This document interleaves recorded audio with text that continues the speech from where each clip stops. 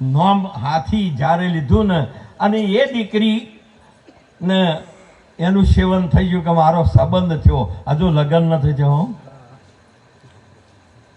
લગ્ન થાય ને એ તો પછી તો જુદી વાત છે. એ તો કોઈ કહેવાય લગ્ન કરેલું હોય એ ચોય પિયોરમાં ના બેઠી હોય અને પિયોરમાં બેઠી હોય તો લગ્ન નથી કર્યો એમ પૂછો, સમજી લેવાનું. પછી એને કોઈ ઢેગલો વરની રમત રમવાની હોય, આવી એક ચોખ્ખી વસ્તુ છે. અને એ દીકરીનો ખાલી સંબંધ કર્યો છે અને એ દીકરીને વાડીએ જેલા હોય અને પોતે વાડીએથી આવે છે ખેતરમાંથી અને એમને સખીઓ કહી કે બેન તમારા સાસરાના ગામના કોઈક મહેમાન આવ્યા છે.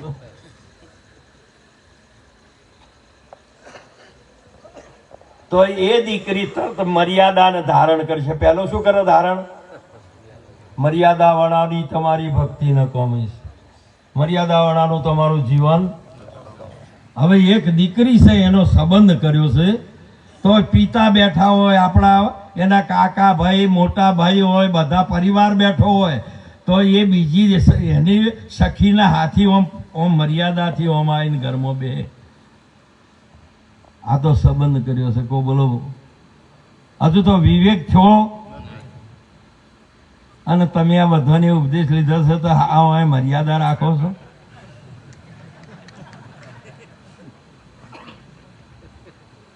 એટલે આ રે એ તમે સાચો સંબંધ કર્યો છે કે ભવાઈ બોડી છે એમ પૂછું.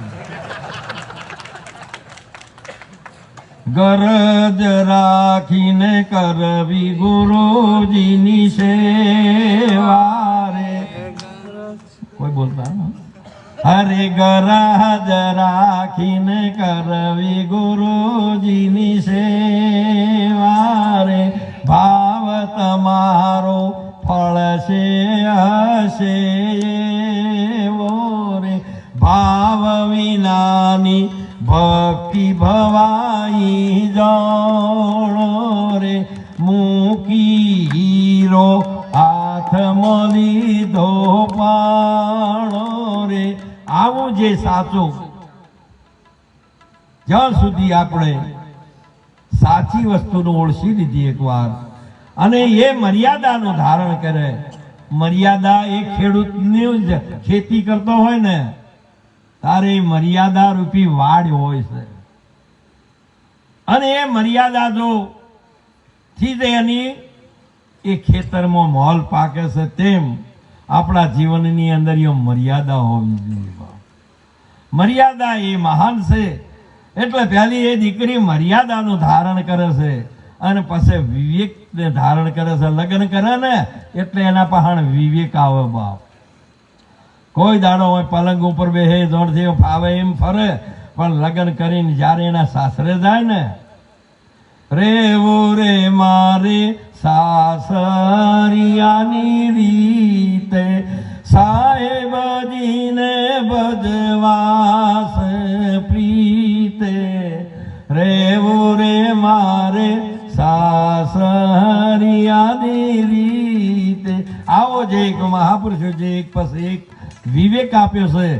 અહીંયા સતીનો ને સેવકનો એક ધર્મ આવે. બા તમે બધા બેઠા છો ને તો હું અહીંયા બેઠા બેઠા ચોય ઓમ ફરો છો, ઓમ થવા છો, પણ તમારી શુરતા શબ્દ ઉપર જતી જેમ કે વ્યક્તિઓ ઉપર જાય છે. કોઈ ફરતા હોય ને આમ એના ઉપર જતી રહેશે, પણ તમારું લક્ષ્ય વચન ઉપર હોય. તમારે આ રી ભક્તિ છે ને આ રહ્યું ને એ ઓછેથી જોવાનું નથી. આ તો આ કોણ ભાવ ઓળખે છે કે આ કેવા શબ્દ આવે છે.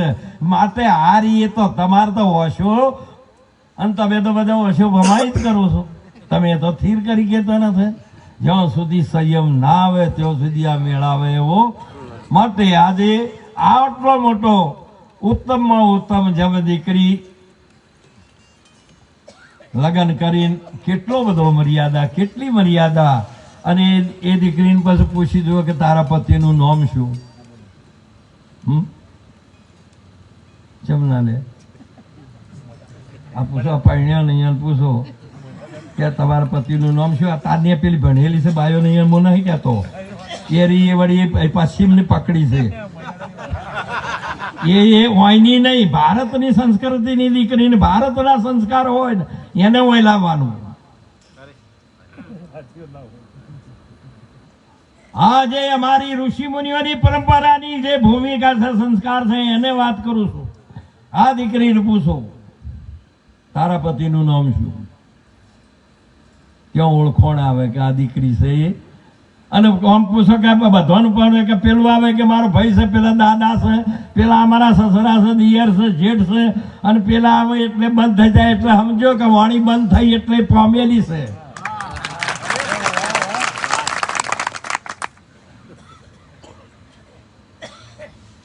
આ એકની મહિમા છે ભાઈ, એની અધોણી છે. પોચા ધનનો પારખો અવિદ્યા આદ્ર ન કહે, જથારથ પદ જેમનું તેમ ન આવે ન જાય, એવો પ્રોઢ પ્રવાહે જાયા સંસાર વયો નિરોધ બાપુ ઓમ કે છે. માટે આવી સાચી વસ્તુનું તમે હવે જોઈએ નથી પૂછો એને કહેજો. જેમ કે જેને લીધું છે ને જીસી કે પાયા, રામ રતન ધન પાયો હે મૈયા મેં તો. મીરાબાઈ શું કે છે પણ કે જીસી કે પાયા ઈસી કે સુપાયા, એ પછી બોલવાનું આવતું. અને આ તો રોજ બક્યા જ કરે કે તમારા ગુરુ કોણ, એટલે કે કિરણ રામ. આ તો માથે છેડો નો છે ની આવી.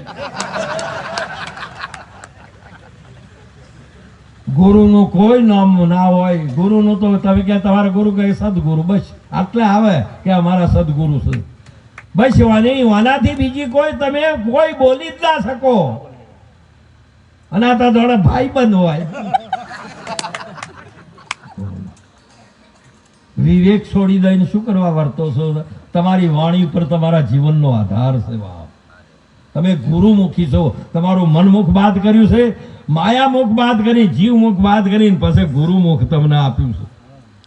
અને ગુરુમુખીની વાણી એ તો અમૃત છે બાપ. હંસા વાણી જેની અમૃત જેવી, પીતો આવે અમીના ઓડકાર. આવો જે હવે જોયો હોય કે છે એટલે મહાપુરુષ છે. અરે છોટું મોટું રે નથે નામ, રામ નામ સમજીને લીજીએ, સમજીને લીજીએ, તન મન દીજીએ, શિરના સાટાનો સે દાવ, રામ નામ સમજીને લીજીએ.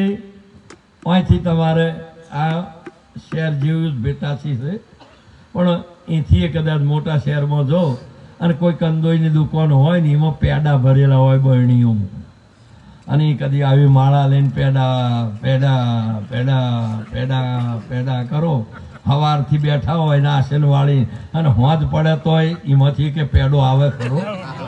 તાર દુકાનવાળાને કોઈ વેમ ખરી કે આપણે જે બોલ્યા જાતો કોઈ હોય કોઈ મેળ પડે એવો? એટલે એક ભાઈ હતા કે શું કર્યું ભાઈ કે હવાનો પેલા પેડા દેખાય છે અને પેડા પેડા કરું છું, પણ હું આવતો જ નથી, બોલાવું છું પણ નથી બોલાવતા. તમે સવારે ઉઠીને રોજ એક આવ્યો ના આવે, પેલો કે તું આ જિંદગી જાહે તો નહીં આવે, અને ખોટું તું આ સમય બગાડે છે અને આ મોઢું હુકવું છે. તાર કે અહીં જઈને એ દુકાનવાળાને પૂછ કે આ પેલા પેડા રહ્યા એનો ભાવ શું? હરે ભાવ લાવી ગુરુજીને સેવીએ, મટે જન્મ હે મરણ નો રે માર ભાવ લાવી ગુરુજીને સેવીએ. પેલાને કીધું કે આ પેડોનો ભાવ શું? તરત પાછું કર્યું પેલો કાપ, અને માથી પેડો લઈ અને કે આ રહ્યા એના 200 રૂપિયા લ્યો ચાખો. તો બોલો પાછું ચૂક્યું નથી, મૂળ લે તોય ચાખવા મળ્યો. ભાવ પૂછો તો તમે આ જગતમાં બધોનો ભાવ પૂછો, પણ હજુ આ ભાવ પૂછો, બૈરોનો પૂછો, છોકરોનો પૂછો, બધો આ જૈકી એકોનો 14 લોક સુધીનો પૂછો, પણ પરમાત્મા શરીર સી રીતે મળે છે એ તો હજુ પૂછ્યો નથી. અને જેને પૂછો એની વાત આ મહિમા ચાલે છે, એ મહિમા ગાય છે. બોલો ટપ દઈને આવ્યો ને હજુ તો બોલો અને ભાવ જ પૂછો તો ચાખવા મળ્યો તો પછી મૂળ ચૂકવો તો બોલો તમારે તમારા ભોગવવામાં આવે કે ના આવે? તે મહાપુરુષે કીધેલું છે કે આવો એક ભાવની મહિમા છે, માટે આ દીકરીએ જેને લગ્ન કર્યું ને એને નોમ લીધું છે, તન મન ધન શિર આપીને. જેને લીધું છે ને એને કહેવામાં આવતું, અને નથી લીધું એ બધા હવારો કો બોલો તમે ઉઠીને શું કરો છો? નોમ લ્યો છો કે કહો છો? આ લેવાનું કીધું છે, તમે તો કેવા બેઠા છો? બટાકો બટાકો બટાકો. પેલો લારી વાળો કહે લો જ તો બટાકો, એને લેવાનો ભાવ કરે કે બોલ્યો છે, એને હાથ પાડ્યો છે એ લેવાનો, અને તમે તો બેઠા કેવા બટાકો બટાકો બટાકો.